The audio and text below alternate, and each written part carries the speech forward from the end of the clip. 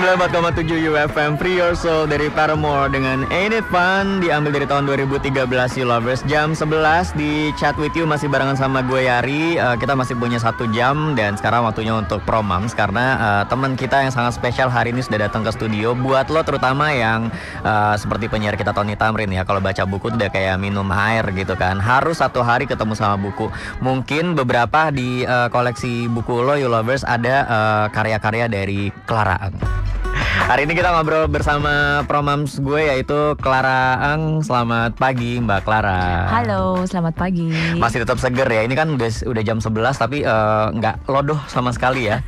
Emang yang namanya perempuan itu mom gitu yang profesional tuh harus tetap tampil cantik. Itu kan namanya mempresentasikan pekerjaannya ya. Iya, Part tepat of sekali. professionalism ya kan. Tapi kalau ngomongin soal penulis nih, Mbak Clara sendiri itu dulu majornya kalau jadi penulis itu apakah memang dulu belajar kayak jurnalistik atau apa, atau sastra mungkin?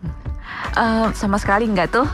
Jadi gimana tuh lahir menjadi seorang penulis bernama Clara Ang? Enggak, jadi waktu kuliah justru memang sih tertariknya tuh ke human behavior. Human behavior, jadi oke. ngambilnya interpersonal communication. Itu mempelajari tentang psikologis komunikasi. Oke. Itu jadi apa yang terjadi ketika dua manusia berkomunikasi dan jenis-jenis komunikasinya apa. Misalnya romantic communication gitu, interesting. atau parenting communication itu berbeda. Dan aku juga belajar mengambil apa ya di sini ya istilahnya ya, kok ada double major gitu ya di sini ada ya, jadi satu jurusan lagi linguistik.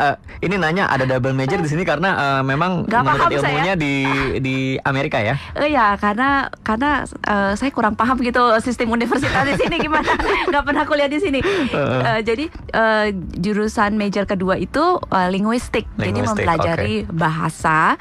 Bahasa bukan cuma mempelajari sekedar bahasa itu apa, banyak orang sepertinya menganggap bahasa itu hal sepele, tapi sebenarnya bahasa suatu hal yang kompleks dan sangat rumit dan hanya yang bisa dimiliki oleh manusia. Oke. Itulah yang membuat manusia itu hebat dan ajaib, karena kita bisa menciptakan bahasa di mana non manusia gitu, di mana makhluk lain tidak memiliki kemampuan bahasa sekompleks yang dimiliki oleh orang manusia. Oke, terus berarti kalau di sini kan untuk orang menjadi let's say mendapat sebuah gelar gitu ya, kayak ada runutannya nih, strateginya gitu. Harus dari SMA, dari SMP masuknya aja mau ke SMK nih, kejuruan atau ke high school ke SMA gitu kan. Dari situ ke universitasnya harus ngambilnya apa sehingga nanti dia akan mendapatkan sebuah gelar. Nah, kalau Mbak Clara sendiri ngambil studi waktu itu di Amerika kan ya? Iya. Itu kalau di sana suasana menuntut ilmunya itu bagaimana sih sampai akhirnya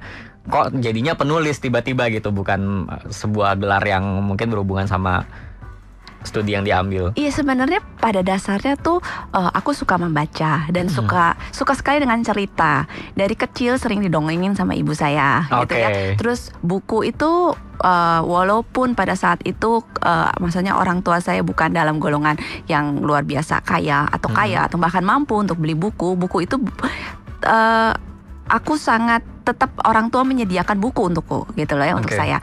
Jadi itu kegilaan membaca itu terus dan ketika kuliah nggak pernah kepikir sedikit pun bahwa bisa jadi pengarang gitu, karena aku ingin mempelajari ilmu pengetahuan yang dalam bentuk sains ya. Jadi ketika balik ke Indonesia enggak juga terpikir jadi penulis. Ya. Jadi awalnya gimana tuh? Jadi dorongan yang besar itu untuk menulis itu sebenarnya diawali dari membaca. Dan ketika di Amerika ikutan ini namanya fun fiction writer. Fun fiction writer. Waktu pada itu tahun 95 ya. Tahun 95 ada komunitas fun fiction writer. Dan saya ikutan di situ. Mungkin disitulah mulai belajar mengarang itu bagaimana ya. Dan kalau sekarang tuh kayak kalau di sini mah kayak lomba menulis cerpen gitu ya. Iya. Di sana ikutan komunitas nulisnya. Terus. Dan waktu ketika balik ke Indonesia, ya kerja seperti biasa di corporate gitu, perusahaan gitu, meniti karir. Dan tiba-tiba sesuatu yang besar mengubah hidupku. Itu selama berapa lama dulu nih sebelum akhirnya sesuatu mengubah Sekitar hidupnya? setahun. Udah sempat kerja di corporate setahun ya? Setahun kerja di corporate. Nah pada saat itu aku mengandung dan bayiku meninggal. Oh, oke. Dan juga pada saat yang bersamaan setelah bayiku meninggal, itu ya asisten manajer saya yang biasa selalu dekat sama saya dan kerja bareng sama saya itu juga meninggal mendadak sekali meninggalnya. Okay. Karena tiba-tiba dia terjatuh ketika kita sedang bekerja bareng dan geger otak, dan sejak saat itu tidak bangun, koma, dan langsung meninggal begitu saja. Itu syok sekali. Saya baru selesai berkabung anak saya, kemudian dia juga meninggal, dan saya ke kantor itu benar-benar nggak bisa fokus gitu kerja.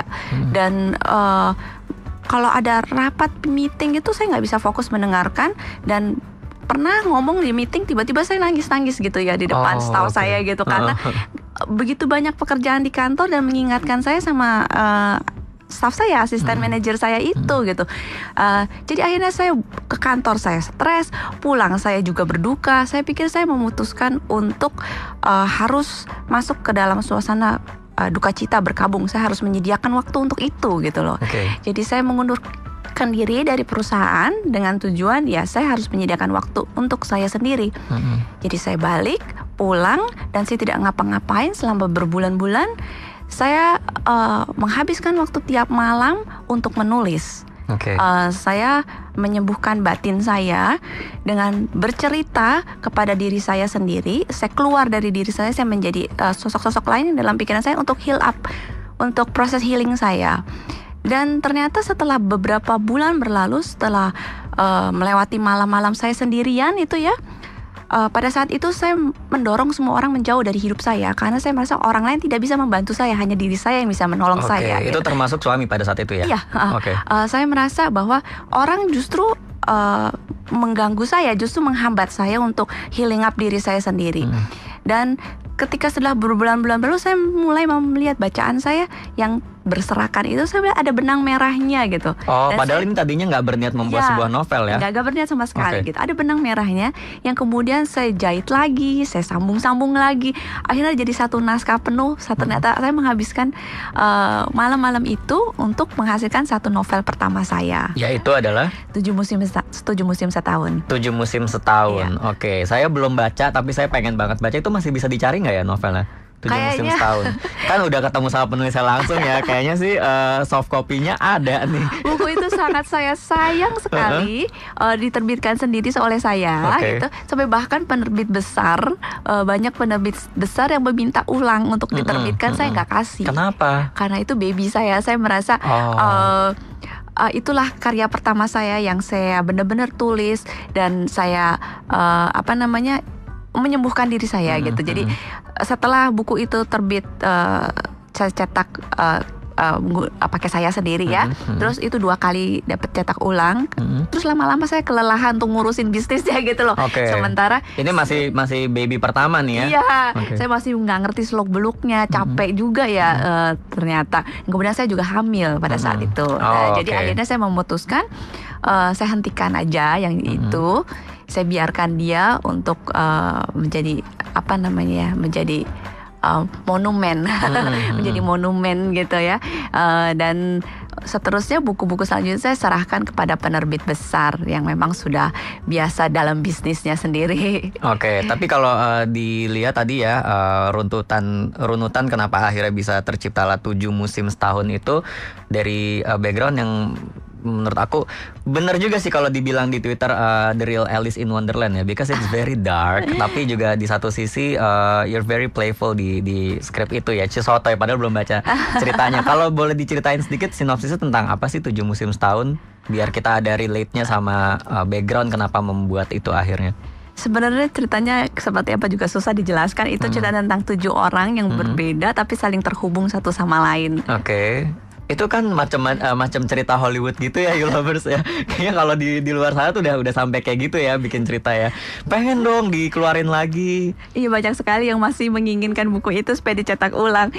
Tapi nanti belum sejauh ini saya belum putuskan, udah 10 tahun ya.